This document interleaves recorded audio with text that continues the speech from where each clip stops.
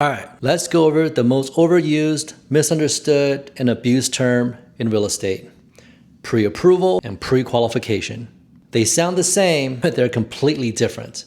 In the home offer game, one, it's a weapon. The other one, well, it's a participation ribbon. So pre-qualification. This essentially is a letter from the lender that says, hey, based on everything you told me, I think it can work. Essentially, a pre-qualification is just a Tinder profile picture.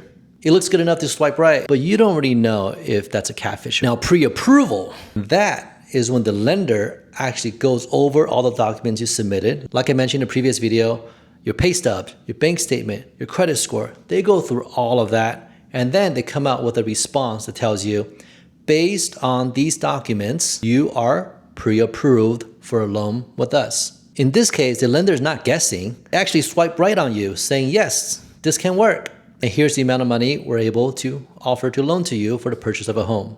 Now, what does that look like in the eyes of a seller? When you make an offer with a pre-qualification letter versus a pre-approval letter, well, the pre-qualification basically tells the seller, I want to buy your home. I don't quite know if I'm really going to get a loan to be able to afford your home, but let's lock it in so you stop marketing your property, stop selling it for 10, 15, 20, 30 days to see if we can make this happen. A pre-approval, you're telling the seller, I can get this amount of money for the purchase of your home.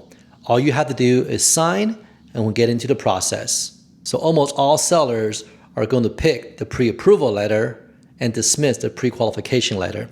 In fact, many sellers won't even look at an offer with a pre-qualification letter. So your takeaway is to understand the difference between pre-qualification and pre-approval. Now, lenders will use these two terms interchangeably, so you must understand the difference, like I mentioned earlier.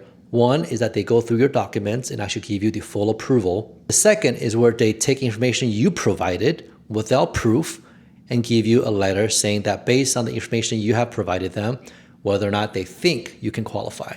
Make sure you get the former and not the latter, because nobody is going to take a pre-qualification letter seriously. You don't want to put an offer and looking like a fool. In the next video for chapter 1.3, we're going to go over your credit score and some of the do's and don'ts around your credit score when purchasing a home.